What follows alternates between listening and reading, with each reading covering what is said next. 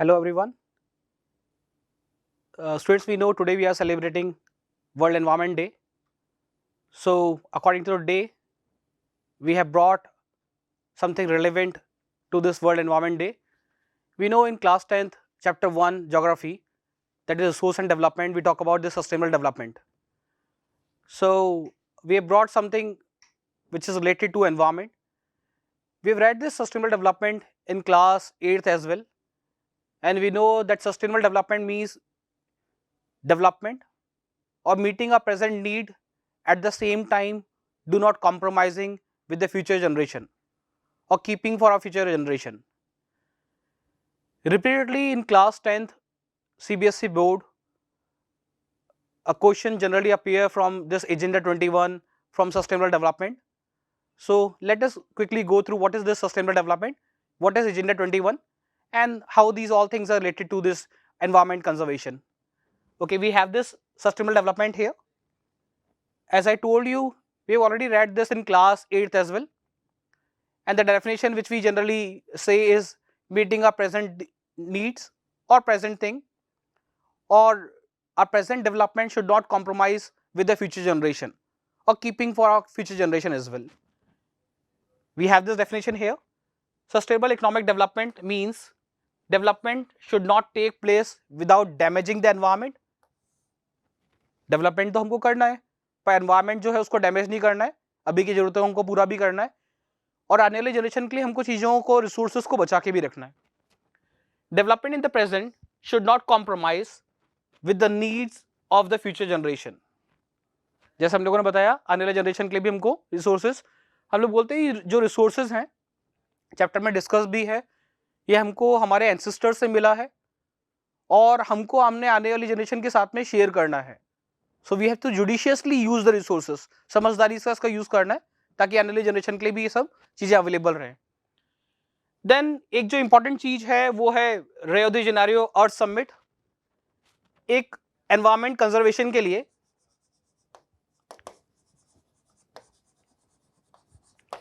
एक समिट हुआ था.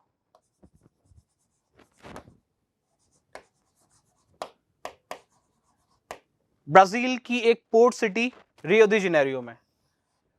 पहले ये ब्राजील की कैपिटल भी हुआ करती थी, बाद में जाके एक इंपॉर्टेंट पोर्ट सिटी है, ईस्टर्न पार्ट ऑफ ब्राजील में पड़ती है. और यहाँ पे एक अर्थ समिट हुआ जिसको हम लोग बोलते हैं अर्थ समिट, और इसमें से जो चीजें निकल के आई वो थी agenda 21.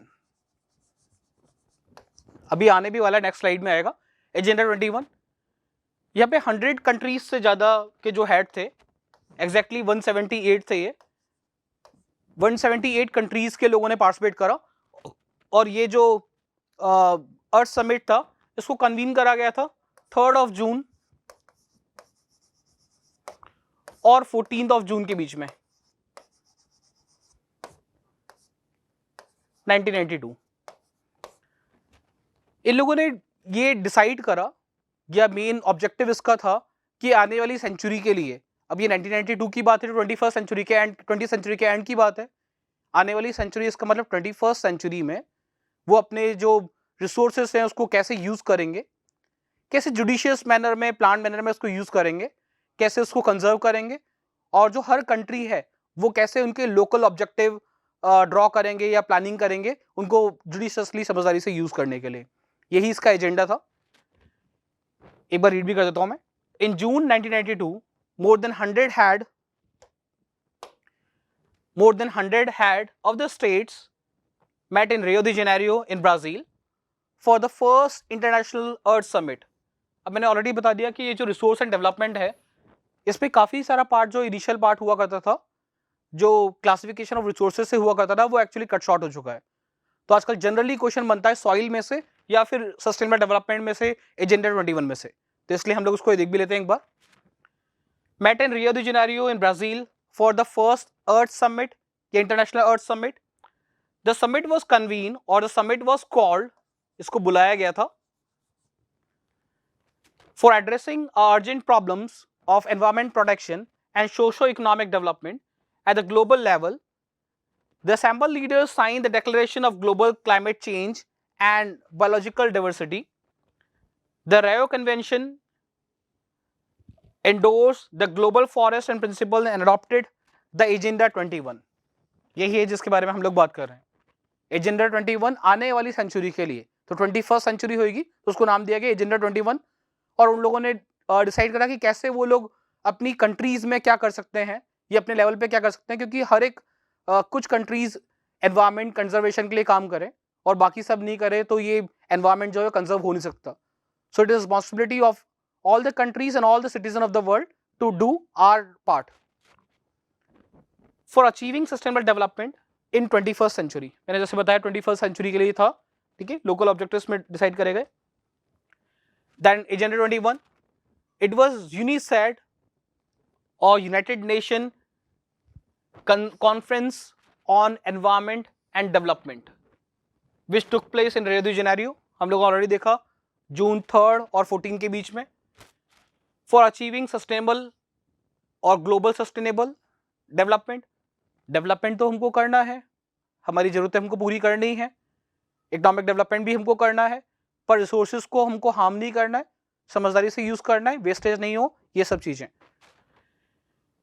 It is agenda to combat to fight environmental damage, poverty, disease through global cooperation and common interest, mutual need and shared responsibility. One major objective, अब ये important है, one major objective of Agenda 21 is that every local government, अब ये local government का मतलब है हर एक nation, हर एक जो country है उसको अपने level पे effort करना है, अपने लेवल पे एनवायरमेंटल डिग्रेडेशन नहीं हो या कार्बन फुटप्रिंट कम हो या जो ग्लोबल इम्पैक्ट है उसको कैसे हम लोग प्रोटेक्ट कर सकें, उसको कैसे हम लोग मिनिमाइज कर सकें, यूजेज को कैसे हम लोग कम कर सकें, जो फॉसिल फ्यूल है उसको हम लोग कैसे मिनिमल यूज करें, उसके लिए उनको खुद को कंट्री को डिसाइड करना था. उसको हम लोग बोल रहे हैं लोकल ऑब्जेक्टिव, ठीक है, या local agenda. At the international level the club of Rome, अब यहाँ पे कुछ 4 ऑर्गेनाइजेशन है जिनके बारे में यहाँ पे बात हो रही है और कई बार ये क्वेश्चन आ भी जाता है एमसीक्यूज की फॉर्म में भी, या कोई पर्टिकुलर ईयर देके पूछ लिया जाता है कि कोई ऑर्गेनाइजेशन का नाम देंगे और कुछ 4 ईयर दे देंगे, ठीक है, या कॉन्ट्रास्ट भी आपको ईयर दे देंगे और ऑर्गेनाइजेशन का नाम दे देंगे और पूछा जाएगा कि कौन सी ईयर में किसने वर्क करा या ये सब, ठीक है. तो सबसे पहले हम लोग बोल रहे हैं कि इंटरनेशनल लेवल पे सबसे पहले किसी ने इनिशिएट करा तो 1968 में एक सोसाइटी थी द क्लब ऑफ रोम, अभी भी है ये द क्लब ऑफ रोम. सो उसने सबसे पहले एनवायरमेंटल कंजर्वेशन के लिए एक कॉन्क्रीट एफर्ट करा इंटरनेशनल लेवल पे. देन उसके बाद में आ रहा है 1974 में एक जर्मन या ब्रिटिश जर्मन इकोनॉमिस्ट थे जिनका नाम था शूमैचर, जिनका नाम था E.F. शूमैचर.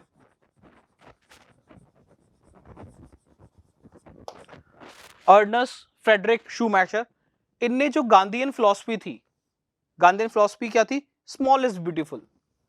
Now this small is beautiful means minimizing और minimal use of resources. Independence के बाद में गांधी जी से एक बार पूछा गया कि क्या इंडिया भी ब्रिटेन बनना चाहेगा या इंडिया भी ब्रिटेन बनेगा. हमको पता है कि सबसे पहले जब इंडस्ट्रियलाइजेशन हुआ, मशीनाइजेशन हुआ, वो ब्रिटेन में ही हुआ और उसके बाद पूरे यूरोप में और through out the world spread हुआ. पर उस इंडस्ट्रियलाइजेशन के लिए ही या इंडस्ट्रियलाइजेशन के कारण ही कॉलोनाइजेशन हुआ. कई सारी कॉलोनीज, कई सारी कंट्रीज को, अफ्रीका को कॉलोनाइज करा गया, इंडिया का कॉलोनाइज करा गया, क्योंकि जब वहां पे मशीनाइजेशन हुआ, इंडस्ट्रियलाइजेशन हुआ तो उनका प्रोडक्शन बहुत बढ़ गया, उनको रॉ मटेरियल की डिमांड बहुत बढ़ गई और वो सब पूरा करने के लिए उन्हें अलग अलग जो नेशन थे उनको कॉलोनाइज करा और वहां से वो लोग रॉ मटेरियल यूज करा करते थे. तो ओवर यूज ऑफ रिसोर्सेज भी हुआ. तो जब गांधी जी से पूछा गया कि क्या इंडिया भी इंग्लैंड के पाथ पे चलेगा, इंडिया भी इंग्लैंड बनना चाहेगा, तो उन्होंने बोला बिल्कुल नहीं. एक इंग्लैंड बनने के लिए इंडिया को और कितनी सारी कंट्रीज को कॉलोनाइज करना पड़ा. अगर इंडिया जैसी बड़ी कंट्री एक छोटे से इंग्लैंड को इंडस्ट्रियलाइज करने के लिए या डेवलप करने के लिए कई सारी कंट्रीज को कॉलोनाइज करना पड़ा, उनकी जरूरतों को पूरा करने के लिए कई सारी कंट्रीज को यूज करना पड़ा. तो अगर इंडिया जैसी बड़ी कंट्री को हम लोग इस मैनर में, इस पाथ पे, इस मैनर में हम लोग अगर डेवलप करेंगे तो कई सारी कंट्रीज को हमको कॉलोनाइज करना पड़ेगा. तो ये जो कॉन्सेप्ट है डेवलपमेंट का वो बिल्कुल भी ठीक नहीं है. उन्होंने बोला कि हम लोग को कम से कम यूज करना चाहिए और कम से कम यूज करके ज्यादा से ज्यादा आउटपुट हमको मिले, मैक्सिमम आउटपुट हमको मिले, ठीक है। तो वो एक थ्योरी दी थी गांधी जी ने, विच is called small is beautiful, और उसी कॉन्सेप्ट को आगे यूज करा शूमेकर ने। हमको पता है कि यूरोप में जो कंट्रीज हैं वो इंडस्ट्रियल रेवोल्यूशन के बाद में जोर दिया करती थी, स्ट्रेस करा करती थी मैक्सिमम प्रोडक्शन के ऊपर। अगर प्रोडक्शन आपको करना है तो उसके लिए कई सारे रॉ मटेरियल भी आपको चाहिए, तो ओवर यूज ऑफ रिसोर्सेज होने लगा। ऐसा माना जाने लगा कि जो कंट्री ज्यादा प्रोड्यूस कर रही है, ज्यादा कंज्यूम कर रही है, ज्यादा जीडीपी है, वो ज्यादा डेवलप है। पर इसको हम लोग सस्टेनेबल डेवलपमेंट नहीं बोलते। हमको यूज तो करना है पर हमको मिनिमल यूज करना है, ठीक है। तो इसी कॉन्सेप्ट से रिलेटेड कॉन्सेप्ट शूमेकर ने भी आगे बढ़ाया और उन्हें एक्चुअली 4 वॉल्यूम्स कुछ बुक्स लिखी, और उसी में से एक थी स्मॉल इज ब्यूटीफुल इन 1974, ठीक है। देन नेक्स्ट जो वर्क हो रहा है वो है ब्रंटलैंड कमीशन रिपोर्ट। एक कमीशन बना, एक आयोग बना, और उसने अपनी रिपोर्ट जो है वो सबमिट करी 1987 में। अब इसके हेड जो थी वो नॉर्वे की प्राइम मिनिस्टर हुआ करती थी, ब्रंटलैंड, और उन्हीं के नाम पे इस कमीशन का नाम भी बढ़ गया और उसको हम लोग बोलते हैं ब्रंटलैंड कमीशन रिपोर्ट। हम लोग देखते हैं इसमें क्या है। This report introduce the concept of sustainable development and advocate as a means of resource conservation, which was subsequently published as a book entitled Our Common Future। अभी कई बार पूछा जाता है Our Common Future। हमको पता है कि हमारा जो फ्यूचर है वो कैसे सेम होगा या कॉमन होगा, एक जैसा होगा। रिसोर्सेज अवेलेबल रहेंगे, रिसोर्सेज के डेवलपमेंट के ऊपर, रिसोर्सेज की अवेलेबिलिटी के ऊपर ही हमारा फ्यूचर डिपेंड करता है, ठीक है। तो हम सबकी रिस्पॉन्सिबिलिटी है कि हमारा जो फ्यूचर है वो अच्छा हो, या जो हमारे फ्यूचर जनरेशन है उनके लिए रिसोर्सेज रहें, ठीक है। तो उसी से रिलेटेड जो रिपोर्ट थी वो ब्रंटलैंड कमीशन रिपोर्ट ने सबमिट की 1987 में, और उसी में से निकल के आया concept a common future. Then एक और है जो हम लोग ऑलरेडी पढ़ चुके हैं, एजेंडा 21 1992 में, जो रियो डी जेनेरो अर्थ समिट था। तो ये 4 चीजें हैं जो एक्चुअली चैप्टर में डिस्कस भी हैं और रिपीटेडली कई बार पूछ भी ली जाती है, ठीक है। एक तो है, सबसे पहले हम लोग बोलते हैं कि सबसे पहले किसी ने इंटरनेशनल लेवल पे कोई ऑर्गेनाइजेशन ने एडवोकेट करा, ये इस बात को उठाया सस्टेनेबल डेवलपमेंट को, तो वो थी the club of Rome in the year 1968। Then हम लोग बोले कि अगर उसके बाद में कुछ हुआ तो वो कॉन्सेप्ट आता है ये फ्रेडरिक शूमेकर का इन 1974, जो बुक उन्होंने लिखी which is called as small is beautiful. उसके बाद हम लोग बोलते हैं ब्रंटलैंड कमीशन रिपोर्ट इन 1987, और उसके बाद 1992 द अर्थ समिट। हम लोग एक बार देख भी लेंगे इसको। एक और बहुत फेमस सेइंग है गांधी जी की, जो चैप्टर में डिस्कस भी है और आप लोग को पता भी होनी चाहिए, there is enough for everyone's need but not enough for everyone's greed. मैं लिख भी देता हूं इसको एक बार।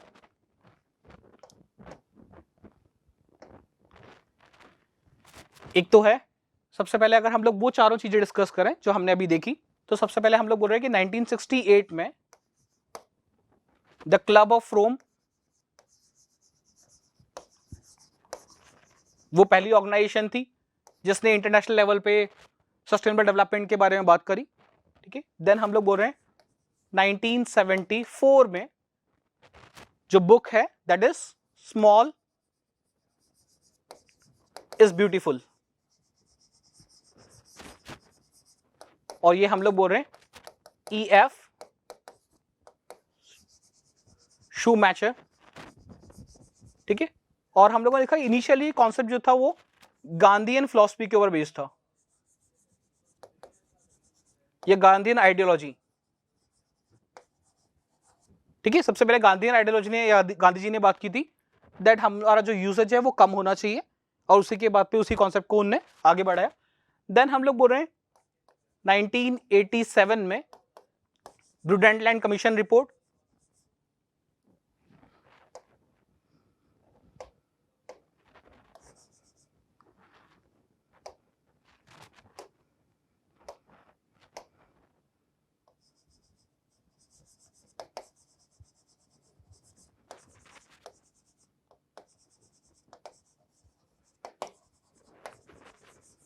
मैंने ऑलरेडी बताया कि जो नॉर्वे के प्राइम मिनिस्टर थी वो इस कमीशन की हेड थी, और उनके नाम पे ही है, उनके सरनेम के नाम पे ही ये ब्रंटलैंड इसका नाम पड़ा। देन हम लोग बोल रहे हैं जो काफी डिस्कस भी हमने करा इनिशियली भी 1992 में द इंटरनेशनल अर्थ समिट,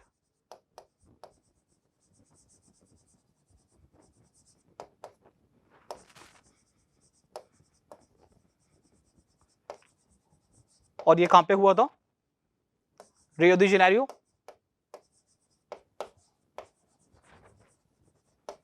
और इससे जो कॉन्सेप्ट निकल के आया वो है एजेंडा 21। ठीक है, ओके। मैं ये वीडियो एंड करूंगा। गांधी जी की जो फेमस सेइंग है, उनका प्रोवर्ब है, उसी के साथ में, there is enough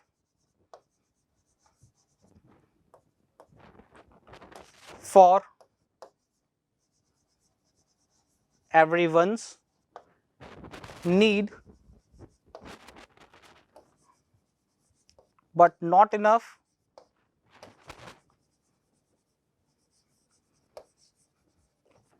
for everyone's greed। हमारी जरूरतों के लिए तो चीजें काफी है, पर हमारी जो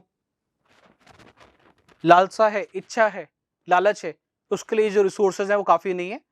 इसका हमको हमको जुडिशियसली, समझदारी से इन रिसोर्सेज को यूज करना है। आई होप एनवायरमेंट डे पे जो छोटा सा टॉपिक हम लोगों ने लिया सस्टेनेबल डेवलपमेंट के ऊपर, वो हेल्पफुल होगा आपके एग्जामिनेशन भी। Okay then, till then, thank you and take care.